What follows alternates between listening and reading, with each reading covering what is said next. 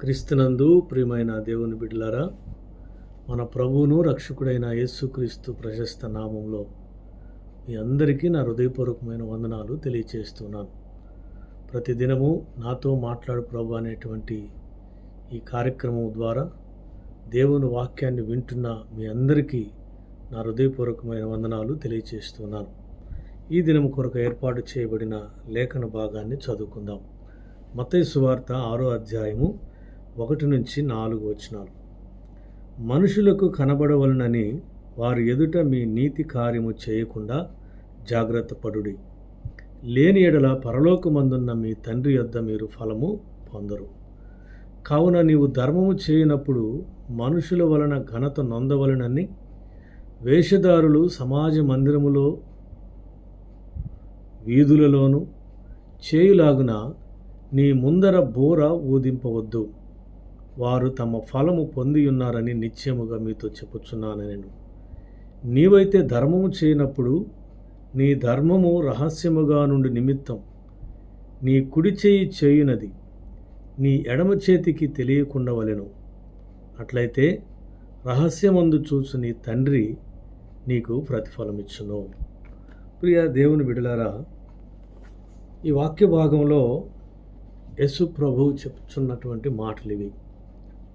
యేసు ప్రభు కొండ మీద నుండి దేవుని వాక్యాన్ని బోధించుచున్నప్పుడు అనేక మంది ఆ స్థలానికి ప్రజలు చేరి వచ్చారు.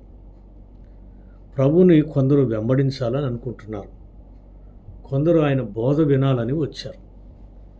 వారితో ప్రభు మాట్లాడుతున్నటువంటి మాటలు ఇవి.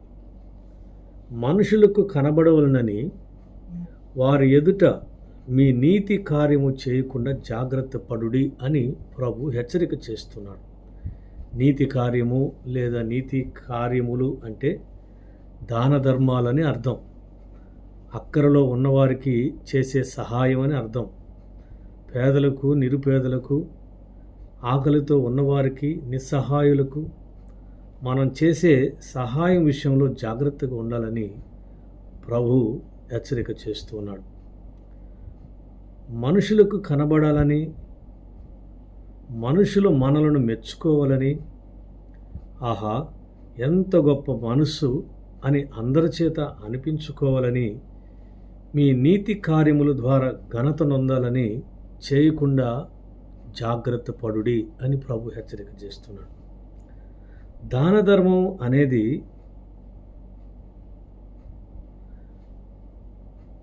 అది మనుషులకు మాత్రమే కాదు, ఆ సహాయం పొందుకున్న వ్యక్తికి కూడా లేదా కుటుంబానికి కూడా తెలియకుండా చేయటమే దాన ధర్మం. మనం మనుషుల మెప్పు కొరకు చేస్తే, ఘనత కొరకు చేస్తే, నీవు చేసిన దాన ధర్మం వలన వచ్చే ఫలము పోగొట్టుకుంటావు. నీవు మనుషులకును సంఘములో ఉన్న వారందరికీ తెలిసే విధంగా దాన ధర్మాలు చేస్తే పరలోకమందున్న మీ తండ్రి యొద్ద ఫలము పొందరని యేసు ప్రభు హెచ్చరిక చేస్తున్నాడు. ప్రియ దేవుని బిడ్డలారా, ఈ సమయంలో ఒక జరిగిన సంఘటనను మీకు జ్ఞాపకం చేస్తాను. ఒక సంఘ సేవకుడు ఉన్నాడు. ఆ సంఘంలో కొంతమంది నిరుపేదలు ఉన్నారు.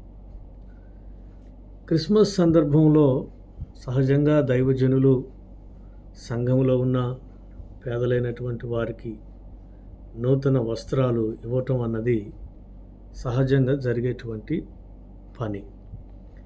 అయితే ఒక సేవకుడు ఒక వ్యక్తిని అడిగాడు, అయ్యా, మా సంఘంలో కూడా కొంతమంది పేదలు ఉన్నారు, వారికి మీరు ఏదైనా నూతన వస్త్రాలు తీసివ్వగలరా అని అడిగినప్పుడు ఆ సహోదరుడు పాస్టర్ గారు చెప్పిన మాటకు ఒప్పుకొని, నేను ఒక 10 మందికి నూతన వస్త్రాలు ఇస్తాను పాస్టర్ గారు అని చెప్పాడు. ఆ వ్యక్తి 10 మందికి నూతన వస్త్రాలు ఇస్తానని పాస్టర్ గారితో అన్నప్పుడు ఆ పాస్టర్ గారు ఎంతో సంతోషించాడు. ఎందుకంటే మరి క్రిస్మస్కి వారు నూతన వస్త్రాలు ధరించుకుంటారు కదా. నేను ఇవ్వలేని పరిస్థితిలో ఉన్నాను. ఎవరో ఒకరి ద్వారా మరి పేదలైనటువంటి వారికి ఈ నూతన వస్త్రాలు మరి ఇవ్వటం అన్నది ఎంతో ప్రాముఖ్యమైన విషయం కదా అని ఆయన మనసులో ఎంతగానో సంతోషపడ్డాడంట. ఆ తర్వాత క్రిస్మస్కి ముందు వారం పాస్టర్ గారు ఆయనకు ఫోన్ చేసి, అయ్యా ఈ వారం మీరు బట్టలు ఇస్తారా అని అడిగినప్పుడు పాస్టర్ గారితో ఈ వారం బట్టలు తీసుకొని వస్తాను, అయితే నేనే వారికి ఇస్తాను అని ఆ పాస్టర్ గారితో అన్నాడంట ఆ సహోదరుడు. సరే పాస్టర్ గారు ఓకే, ఎవరిస్తే ఏముంది, నూతన వస్త్రాలు మరి లేని వారికి పేదలకు చెందితే అదే చాలు అనుకున్నాడు. పాస్టర్ గారు ముందుగానే చెప్పాడట, అయ్యా పేదలని తక్కువ ధరకు, వారు పేదలని మరి చులకన భావంతో వారికి బట్టలు తీసుకురావద్దు, మంచి బట్టలు తీసుకుని రండి అని పాస్టర్ గారు ఆ సహోదరునికి ఫోన్ చేసి చెప్పినప్పుడు ఆ సహోదరుడు కూడా ఓకే అని అన్నాడట. పాస్టర్ గారికి ఇంకా సంతోషం వేసిందంట. ఆ తర్వాత రానే వచ్చింది క్రిస్మస్కు ముందు ఆదివారం. ఆయన పలానా టయానికి వస్తానని చెప్పాడు. అప్పుడు పాస్టర్ గారు ఏం చేశారంటే, ఒక యవనస్తుని మరి చర్చికి వచ్చే రోడ్డు మార్గం దగ్గర ముందుగానే ఒక యవనస్తుని నిలబెట్టి, సహోదరులు వస్తారు వందనాలు చెప్పి వారిని సంఘంలోనికి తీసుకొని రండి అని యవనస్తుని పంపించాడు. ఆ యవనస్తుడు అక్కడ ఉండగానే ఆ సహోదరుడు బట్టలు తీసుకొని వచ్చాడు. అప్పుడు ఆ యవనస్తుడు ఆ సహోదరునికి వందనాలు చెప్పి ఆయన చేతిలో ఉన్న బట్టలు యవనస్తుడు తీసుకొని, పాస్టర్ గారు మిమ్మల్ని జాగ్రత్తగా తీసుకొని రమ్మన్నారండి అని చెప్పి ఆయన్ని దేవుని మందిరంలోనికి తీసుకొచ్చాడు.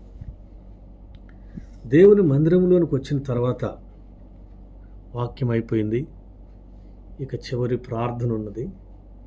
దానికి ముందు ఈ ప్రోగ్రాం జరుగుతుంది. ఆ బట్టలు తీసుకొచ్చినటువంటి సహోదరుడు పాస్టర్ గారితో అన్నాడంట, పాస్టర్ గారు ఆ 10 మంది నిరుపేదలు ఎవరో లేచి నిలవబడమనండి అని అన్నాడంట. పాస్టర్ గారికి హృదయంలో కొంత బాధ కలిగింది. అయినా కూడా మరి వారికి మేలు జరుగుతుంది కదా, 10 మందికి నూతన వస్త్రాలు మంచి బట్టలు తీసుకురమ్మని నేనే చెప్పాను కదా, సహోదరుడు తెచ్చుంటాడు, ఎందుకు పోగొట్టుకోవాలని ఆ సంఘంలో ఉన్న నిరుపేదలను మీరున్న స్థలాల్లోనే లేచి నిలబడండి అని అన్నాడంట. ఆ సమయంలో కొంతమంది విని విననట్టు కూర్చొని ఉన్నారు, కొంతమంది లేచి నిలబడ్డారు, కొంతమంది లేచి నిలబడడానికి ప్రయత్నం చేస్తున్నారు. ఆ తర్వాత మరలా ఆ సహోదరుడు పాస్టర్ గారితో అన్నాడట, పాస్టర్ గారు ఆ 10 మందిని ఈ పుల్పిట్ దగ్గరకు వచ్చి నిలబడమని చెప్పండి అని అన్నాడట. పాస్టర్ గారికి ఇంకా దుఃఖం వేసిందంట.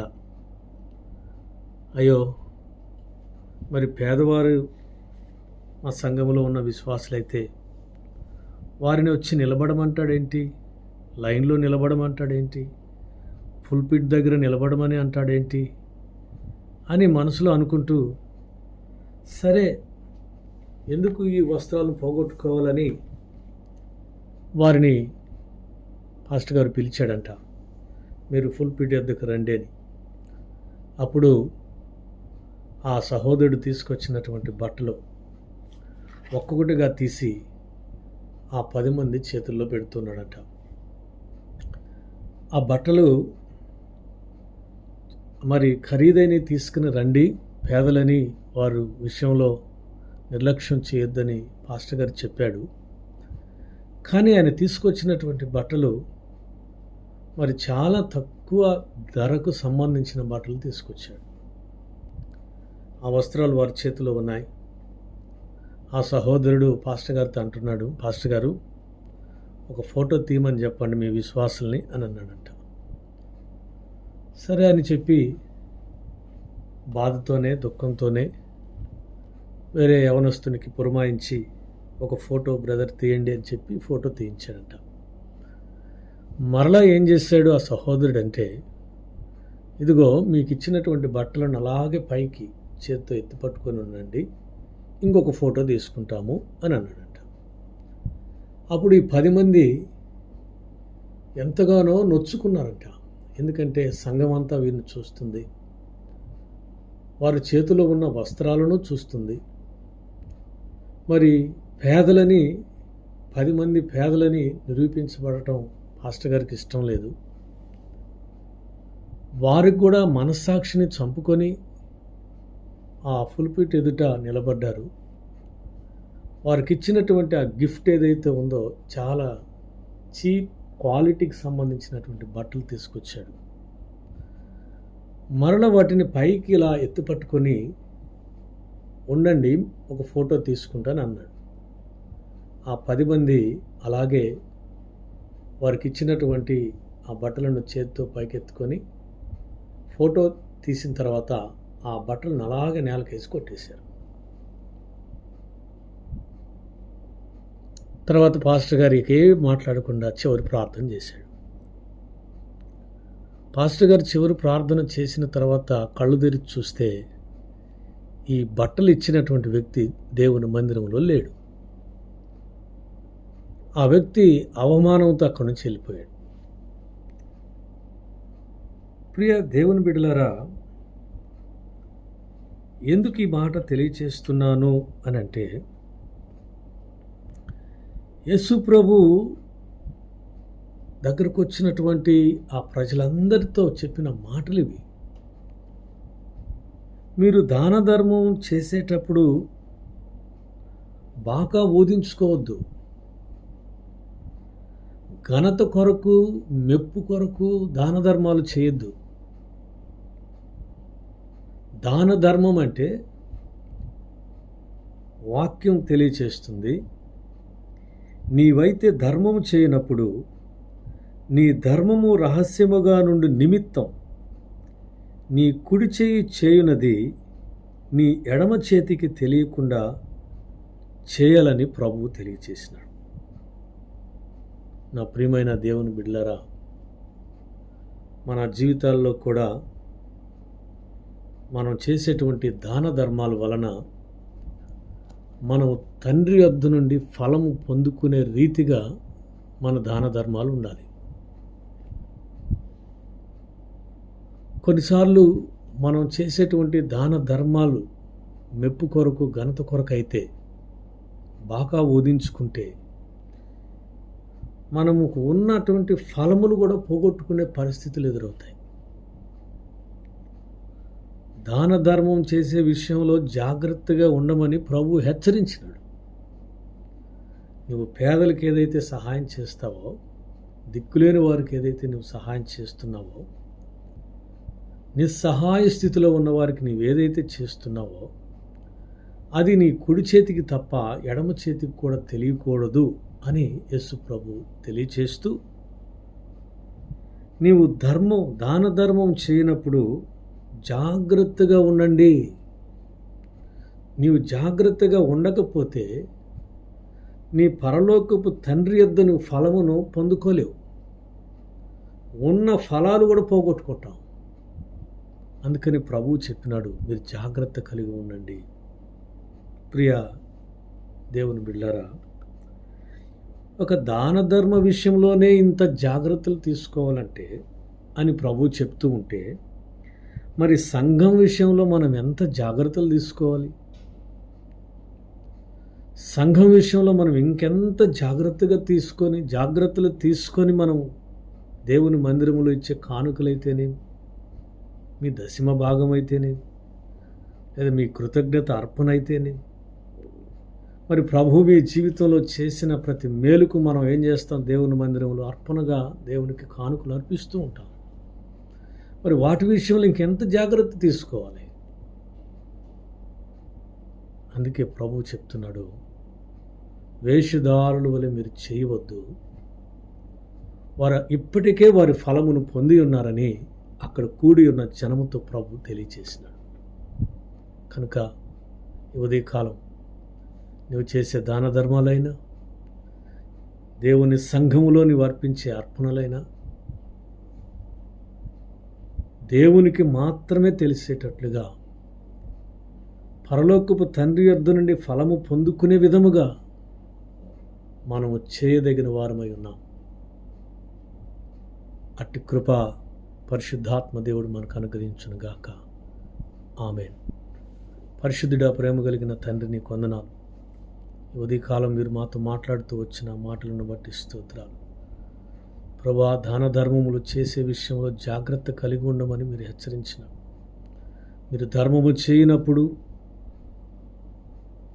మీరు ధర్మము చేయనప్పుడు నీ ధర్మము రహస్యముగా నుండి నిమిత్తం నీ కుడి చేయి చేయనది నీ ఎడమ చేతికి తెలియకుండా చేయమని ప్రభా మీరు ప్రజలను ఉద్దేశించి మీరు మాట్లాడినారు. ఈరోజు మీరు మాతో కూడా మాట్లాడుతున్నందుకే స్తోత్రాలు నాయనా. మేము చేసే దాన ధర్మాలైనా, నీ మందిరములు అర్పించే అర్పణలైనా ప్రభా మీకు మాత్రమే తెలియనట్లుగా నాయన, మనుషుల మెప్పు కొరకు కాక, మనుషుల ఘనత కొరకు కాక, మా ముందు మా వెనకాల బాగా ఊదించుకున్నట్టు కొరకు కాక, నీకు మాత్రమే ఘనత కలిగినట్లుగా ఈ నీతి కార్యములు మేము చేయుటకు ప్రభా మీ కృప చూపమని నీ వాక్యము ద్వారా మమ్మల్ని హెచ్చరించినందుకే వందనాలు చెల్లిస్తూ యేసుక్రీస్తు ప్రశస్త నామంలో ఈ మనవడికి వేడుకొనుచున్నాను తండ్రి. ఆమేన్. తండ్రి, కుమార, పరిశుద్ధాత్మ త్రియేక దేవుని దీవెన సదా మనకు తోడై ఉండి నడిపించునుగాక. ఆమేన్.